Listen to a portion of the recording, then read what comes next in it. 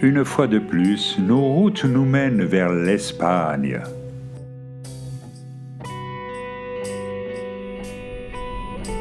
Nous choisissons de débarquer en Aragon.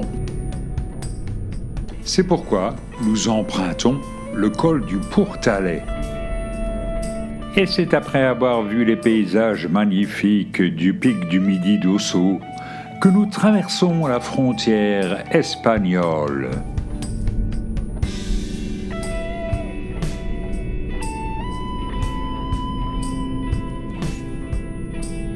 Et la première ville d'importance que nous traversons sur la route de Saragosse, c'est Huesca. Huesca possède un joli petit centre historique. On y voit la cathédrale gothique, construite durant la Renaissance. Huesca présente un style assez éclectique. En dehors d'un muralisme d'assez mauvais goût, on trouve du gothique et beaucoup de bâtiments en briques.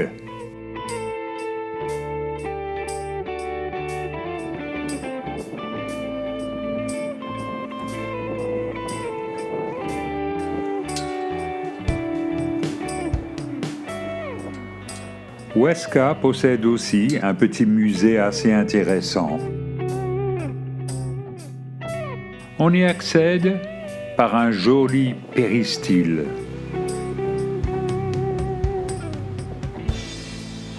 On y conserve un retable baroque, mais aussi de très beaux polyptyques.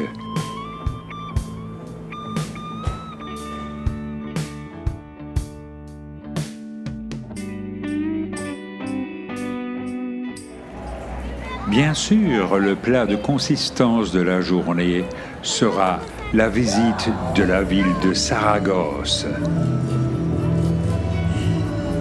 Saragosse, c'est la capitale de cette belle province d'Aragon.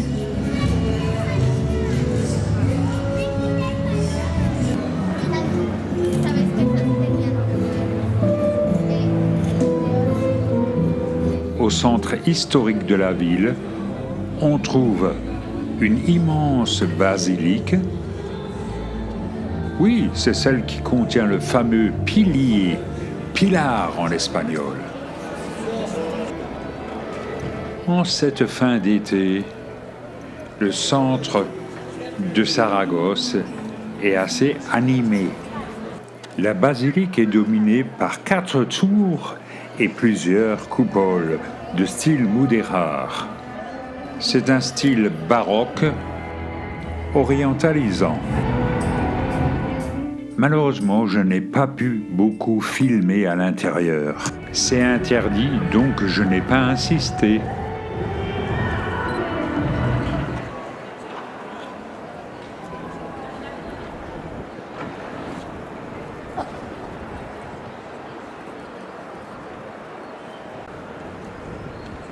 Sur la même place, on apprend que Goya était originaire de cette belle ville de Saragosse.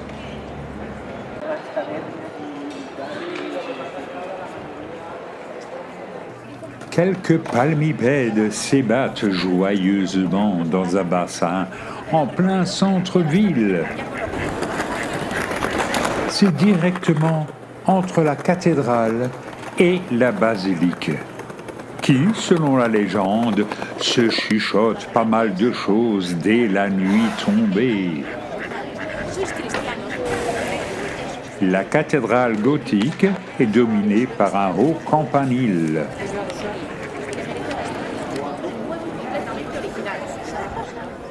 L'intérieur est de style principalement baroque.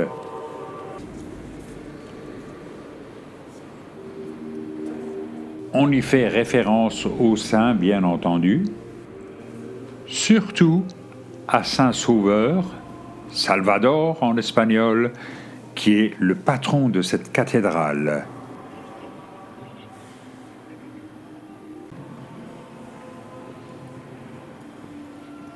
Autour de la nef principale, il y a des chapelles radiales, dont la chapelle de la Vierge avec son retable rutilant d'or et qui représente Santa Maria de la Guadalupe.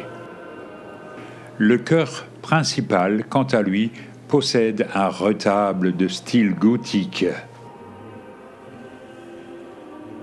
Il est orné de nombreux hauts-reliefs en bois polychrome.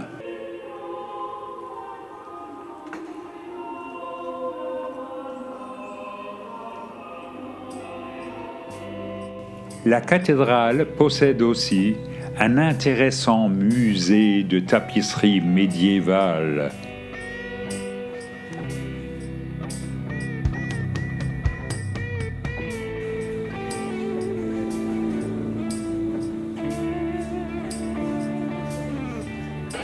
Nous sommes admiratifs devant la façade de cette cathédrale de style mudéjar, dont l'appareil n'est pas sans rappeler l'art byzantin de Montréal et de Sicile, mais aussi les chapelles de Mystra en Grèce. Un pont de pierre, construit entre 1300 et 1400 environ, franchit l'Èbre, qui est quand même le fleuve le plus puissant d'Espagne et le seul grand fleuve à se jeter dans la Méditerranée. De là, nous avons une vue imprenable sur la magnifique basilique du Pilier.